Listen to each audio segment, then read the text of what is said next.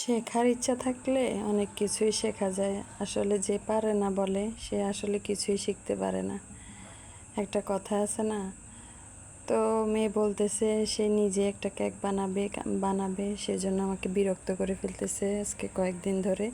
তো ভাবলাম বানাক, আস্তে আস্তে শিখুক, যেভাবে পারে। একটু বলে বলে দিয়েছিলাম, তারপরও সে আস্তে আস্তে চেষ্টা করছে। তো এই তো সে বিটারটা আসলে ধরতেও পারছে না, তারপরও চেষ্টা করতেছে, বলতেছে আমি পারবো। তো দিলাম, সেই সাথে আমিও বলে দিলাম। তো এই তো আস্তে আস্তে করতেছে। এটা একটা পাউন্ড কেক বানাবো, সেজন্য আর বেশি কালার মিক্সিং করি নাই, হালকা যেগুলো দরকার সেগুলাই দিয়েছিলাম। ডিমটাকে আমি ব্লেন্ড করে নিয়ে তারপরে এখানে চিনি দিয়ে দিলাম। তো সব কিছু করতেছে, পরে আমি একটু ধরছিলাম। তো এই আর কি।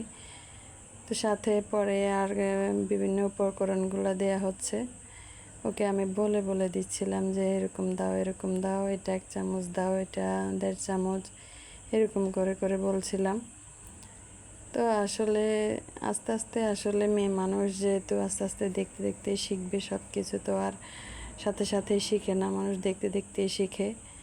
তো বানানোর ইচ্ছে যেহেতু হয়েছে, তাহলে ভাবলাম যে বানাক। তো এই তো ব্যাটারটা তৈরি হয়ে গেছে, এখানে একটু ঘি দিয়ে দিচ্ছি এই আর কি। তারপরে এখানে এটা আমি বলতেছিলাম হালকা আস্তে আস্তে নাড়ো, এটা ভিডিওটা আমি একটু ফাস্ট করে দিয়েছি, এটা আরও আস্তে নাড়াইছে। তো যাই হোক, শেষ পর্যন্ত করলো, আস্তে আস্তে করলো।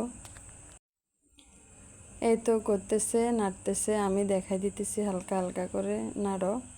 তারপর এখানে মোল্ড নিয়ে নিলাম, উপর থেকে বলতেছি ঢালো, উপর থেকে ঢেলে সুন্দর করে একদম চুলাতে হাঁড়ি বসিয়ে দিয়ে সব কিছু করলো।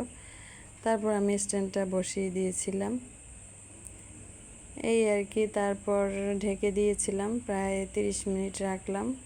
এই হয়ে গেছে, চেক করতে আসলাম, দেখতেছিলাম এটা হয়েছে কি না।